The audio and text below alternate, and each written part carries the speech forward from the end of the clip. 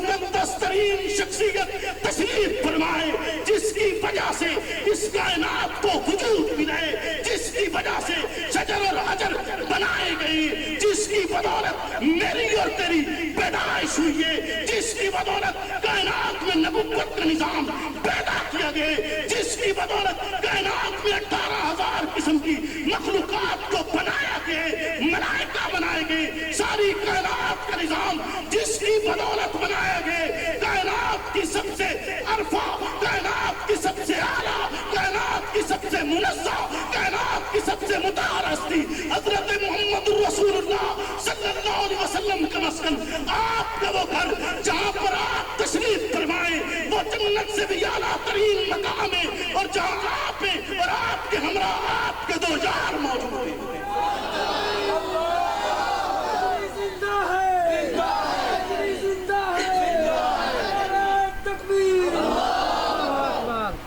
محمد الرسول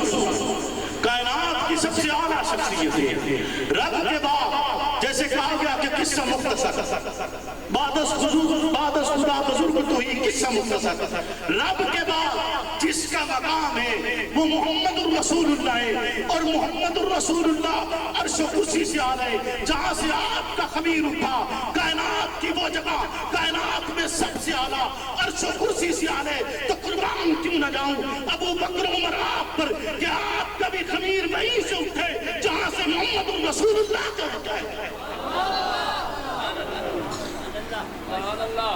اور 2 ہستیاں ایسی ہیں، تخیل کی بات، 2 ہستیاں ایسی ہیں جن سے حساب نہیں ہوگا، جن سے حساب، کیونکہ جنت میں جانے سے پہلے حساب ہے، جنت میں جانے کے بعد نہیں ہے۔ بے شک بولیے نا، جنت میں جانے سے پہلے حساب ہے، جنت میں جانے کے بعد، جنت میں جانے کے بعد حساب،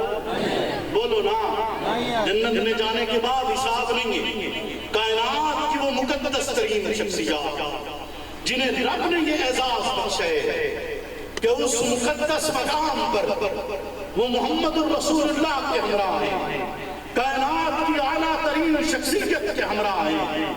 اس شخصیت کے ہمراہ ہیں جس نے میری اور آپ کی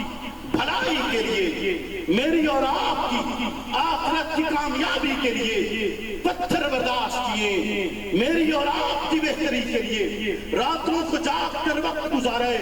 آنسوؤں کے ساتھ وقت گزارے، اور امتی امتی کی صدا بلند کیے، وہ شخصیت جس کا اثر روز محشر اس تپتی ہوئی سرزمین پر